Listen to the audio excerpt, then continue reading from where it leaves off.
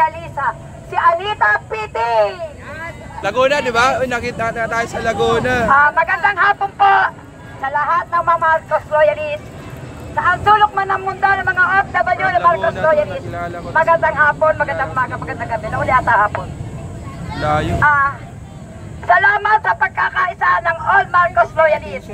Dahil ibinibigay natin ng buong tapat ang suporta natin sa mahal nating Pangulong Bongbong Marcos Jr. Narito tayong lahat. Bakit?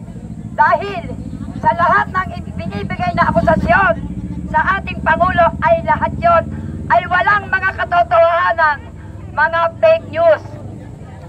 Gumagamit sila para gumawa ng ganyan para sirain ang ating Pangulo sa sambayan ng Pilipino. Hindi mangyayari yan. Maraming mga Pilipino may mga pasariling pag-iisip.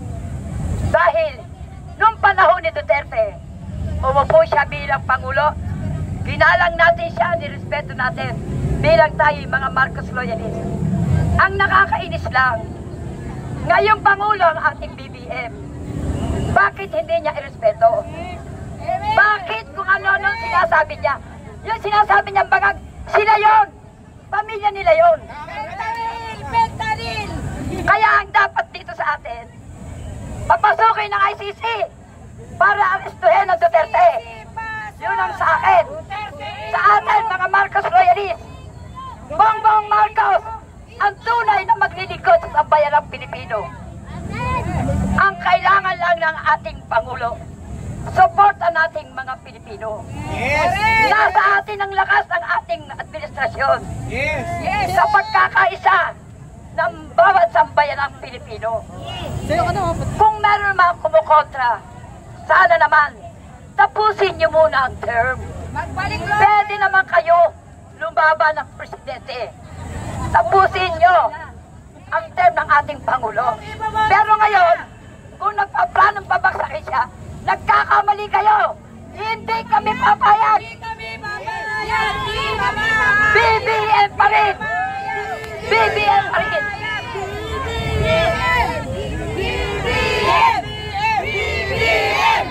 BBM! Hindi kami BBM pa rin! BBM!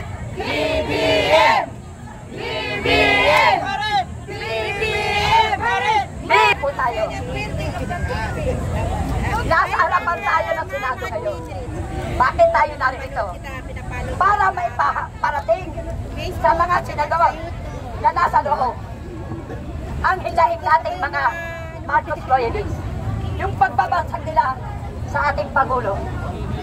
Ngayon, hindi tayo papayag na pabagsakin ang ating administrasyon. Yes. Ang kailangan natin dito, papasukin ng ICC para siya ang umaresto sa mga Duterte.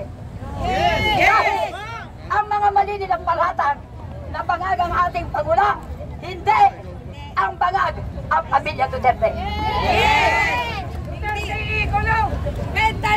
Fentanyl! Kaya panawagan sa buong sambayan ng Pilipino, sa bansang Pilipinas, ibigay natin ang buong buo ang suporta sa ating mahal na Pangulong Bongbong Marcos.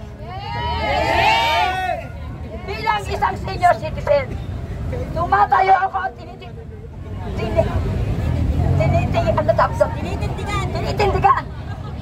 ang pagkakataon na ito. Pasensya na kasi senior eh. Isa nagkakamali. 70 years old. Ngayon, tungkol naman sa West Philippine Sea, tayong mga Pilipino, hindi tayo papayag. Atin ang West Philippine Sea. Mayaaring ng bansang Pilipinas. Tayo din ang susuporta sa ating Pangulo pagdating dyan. Kaya tayong mga warriors ng BBM, Pangulong Bongbong Marcos, lahat tayo hagda. Naghanda natin lahat ang sarili natin. Tayo ang pag-asa ng ating Pangulo. Kaya, mga kababayan sa bayan ng Pilipino, mabuhay po tayong lahat. Okay, see you sa Jinsan this coming. Anong masasabi mo Ajis. sa Pangulo na yan? Isa pa to eh. Tingin ko dito kay Duterte. Siyempre, pagtatakpan niya sa Duterte. Tao yan ni Duterte eh. Mayroon pang isang tanong.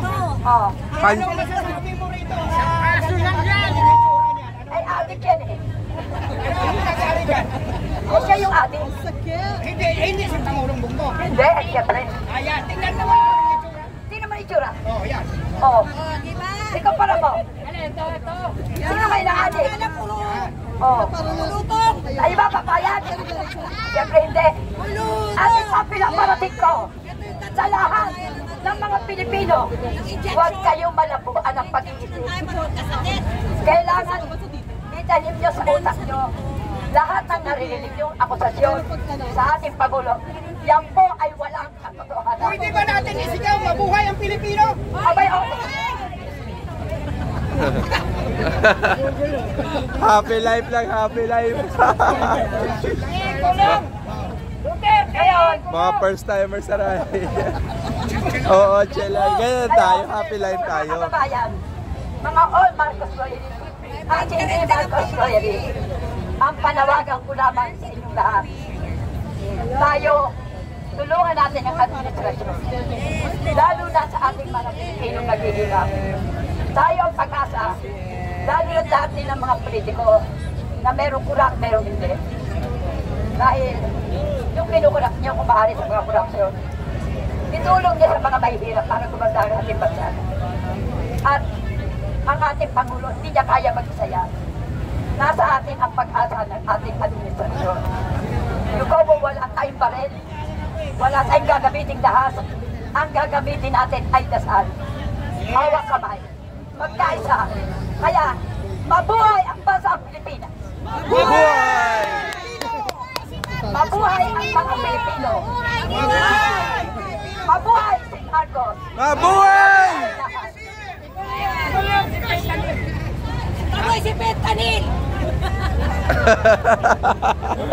Kaya mga kababayan, Ay saya talaga dito sa rally. Ano eh, puro... Dami mo marinig. Puro katuwaan. Oy, idol. kahit ako'y Pag yung kabila kasi professional talaga na ano, rallyista, ito talaga happy ano life ba lang sinasabi parati. ko noon? Diba ang Marcos ang aking vitamin? Kaya ito, lumalakas ako dahil sa Marcos. Yes! Lahat tayo mga Marcos loyalists. Ang lakas natin ay naki Marcos. Wala itong bayan.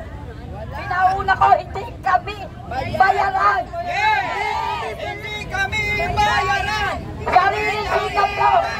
Mga volunteer mo ito! Ako mula ng Laguna. Bumiyahe papunta rito.